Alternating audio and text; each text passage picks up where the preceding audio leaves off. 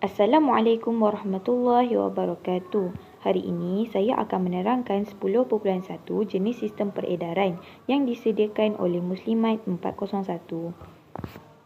Standard pembelajaran mewajarkan keperluan sistem pengangkutan dalam organisma multisel kompleks. Yang kedua, mengenal pasti bahan yang diangkut oleh sistem pengangkutan, bahan keperluan sel dan bahan buangan sel. Yang ketiga, mengkonsepsikan jenis sistem peredaran dalam organisma multisel, sama ada secara terbuka dan tertutup. Yang keempat, membanding dan membeza antara sistem peredaran dalam organisma multisel. Keperluan sistem pengangkutan dalam organisma multisel kompleks. Yang pertama, setiap sel hidup memerlukan bahan keperluan sel seperti oksigen dan nutrien dan menyingkirkan bahan buangan sel seperti karbon dioksida dan bahan kumuh bernitrogen seperti urea. Yang kedua, organisma unisel seperti amoeba memperoleh bahan keperluan dan menyingkirkan bahan buangan ke persekitaran luar secara resapan melalui membran plasma. Nisbah jumlah luas permukaan kepada isi padu adalah besar. Oleh itu, amoeba tidak memerlukan satu sistem pengangkutan yang khusus untuk mengangkut bahan masuk dan keluar sel. Organisma multisel kompleks bersaiz besar. Oleh itu, pertukaran bahan tidak boleh secara resapan kerana nisbah GLP/L adalah kecil. Sel bagi organisma multisel yang kompleks terletak jauh di dalam badan. Keadaan ini menyukarkan pertukaran bahan berlaku secara resapan di antara sel badan dengan persekitaran. Untuk mengatasi masalah ini, organisma multisel mempunyai sistem pengangkutan dalaman yang dikenali sebagai sistem peredaran darah. Sistem peredaran darah. Sistem peredaran darah terbuka. Hemolimfa mengalir masuk terus ke dalam hemoselum, iaitu rongga badan, dan membasahi sel-sel. Hemolimfa ialah cecair bernutrien yang terdapat dalam kebanyakan invertebrata. Sistem peredaran tertutup. Darah sentiasa tergantung dalam salur darah tertutup yang berterusan dan diedarkan ke seluruh badan. Pertukaran bahan oksigen, nutrien berlaku merentasi dinding kapilari darah secara tidak lengkap, ganda dua, tunggal dan lengkap. Sistem peredaran darah terbuka. Yang pertama, serangga. Sistem peredaran terbuka. Satu atau lebih jantung mengepam hemolimfa melalui salur darah ke dalam kaviti badan yang dipanggil hemoselum apabila jantung mengecut. Di hemoselum, pertukaran bahan berlaku secara resapan antara hemolimfa dan sel badan.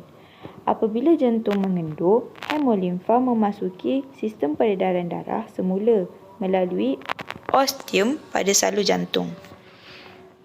Sistem peredaran darah tertutup, iaitu ikan. Jantung terdiri daripada dua ruang yang terpisah, iaitu atrium dan ventricle. Darah teroksigen memasuki atrium dan kemudian ventricle. Ventricle mengepam darah ke kapilari insang di mana pertukaran gas berlaku. Kapilari insang mengalirkan darah ke dalam salur darah yang mengangkut darah beroksigen ke kapilari sistemik. Di kapilari sistemik dalam tisu badan, oksigen meresap ke dalam tisu sementara karbon dioksida meresap keluar daripada tisu ke kapilari.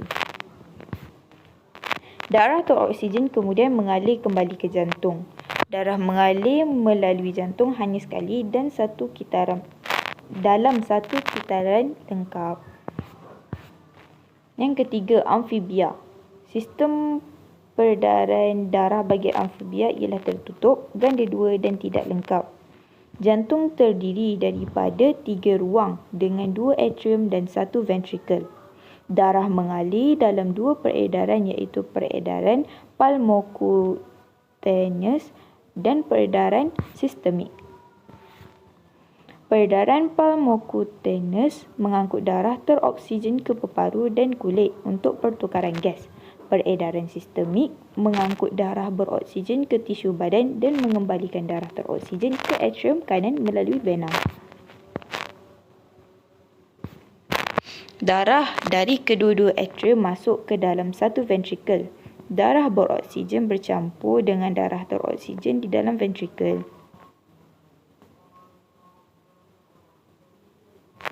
Ventrikel kemudiannya mengepam darah melalui peredaran pulmocutaneous dan peredaran sistemik. Yang keempat, manusia. Sistem peredaran darah bagi manusia ialah tertutup, ganda dua dan lengkap. Manusia mengandungi 4 ruang jantung iaitu 2 atrium dan 2 ventrikel. Darah beroksigen dan teroksigen tidak bercampur.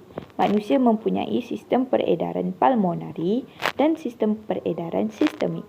Dalam sistem peredaran pulmonari, darah teroksigen dalam ventrikel kiri dipam ke dalam arteri pulmonari ke peparu. Dan darah beroksigen dari peparu kembali ke atrium kiri. Dalam peredaran sistemik, darah dipam dari jantung ke bahagian badan yang lain kecuali peparu dan diangkut kembali ke jantung. Darah mengalir melalui jantung sebanyak 2 kali dalam satu kitaran lengkap. Persamaan sistem peredaran dalam organisma multisel. Sistem peredaran terdapat dalam semua organisma multisel, mempunyai jantung untuk mengepam darah atau hemolimfa, mengangkut nutrien dan bahan buangan, injap pada jantung memastikan pengaliran darah sahala. Perbezaan sistem peredaran dalam organisma multisel. Yang pertama, serangga. Serangga mempunyai sistem peredaran darah terbuka. Serangga mempunyai banyak segmen ruang. Tiada bilangan atrium, tiada bilangan ventrikel dan tiada pengasingan darah beroksigen dan terdioksigen.